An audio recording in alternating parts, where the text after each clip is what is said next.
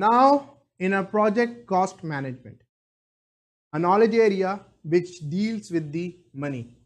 Whatever you do in your life, whether it's your personal life, it's your professional life, everything will definitely comes down to the money that you need to spend to do a task on a project, to buy a car in your life, to finance the kids' education, to finance a leasing for the home. All these are projects in your life, personal life, and in your professional life, and whatever be the time that you have agreed upon, you need to have a money for it. This is where this is the knowledge area that will first help us estimate that, and then we will see when do we need it, and then we will look into it whether the money flow in, which is the cash flow in, is supporting our plan or not, or do we need to adjust it. Same is the case in our personal life. We have our salaries which comes at the beginning of the month. Then based on this salary we plan our month, and then if there are expenses which are 2 or 3 big expenses, we sometime move one into the next month or do something else. This, and also as in our real life, we plan on a higher level that okay, the car that we are going to buy is going to cost us 30k, and over the period of 5 years. This is the high level figure, top down approach, analogous approach. Usually the cars are like that, but then you need to go into the detail exactly that how much money you want every month, and do you have that finances available or not. That is where the work package level comes in. That is where the work breakdown structure comes in. All the knowledge areas are dependent on the work breakdown structure. Whether you are doing scoping, whether you are doing scheduling, costing, risk, communication, resources, every knowledge area expects you that you have done a good job at defining a work breakdown structure, which is a visualization of deliverables of project scope statement.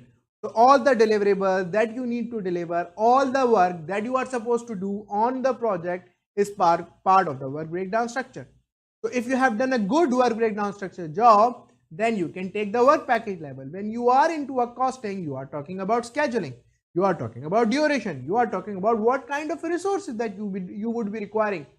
All these things, when you have that, and all the risk on activities, when you have all these parameters with you, now you can work in the on cost estimates. And again, remember that sometimes cost estimates will, as I told you, will go beyond your monthly pay. Then what will you do? You might need to go back and delay something or pull back something or do some adjustments. So this is all what is the part of the project. So we will create budgets, we will do estimations, we will define funding limits, we will define the activities which cannot be delayed, we will define at what level, what kind of estimations we are expecting based on scope, work breakdown structure, duration, critical path, and the total schedule. It is very important to understand that critical path does not mean all the critical activities on the project which are required for a success of a project. You may have a critical activity completely independent at somewhere else, which is required to have a project successful. Critical path only means that it's the longest path or longest duration and the shortest period of time when you can deliver the project. Before that, you cannot deliver the project. So we have fair ideas about schedule, scope, work breakdown structure, resources, activities, and now based on all this, we are not going to start the estimation first. Then we will do the budgeting. Then we will see how much we need the budget over time, and this is all what we will be looking at.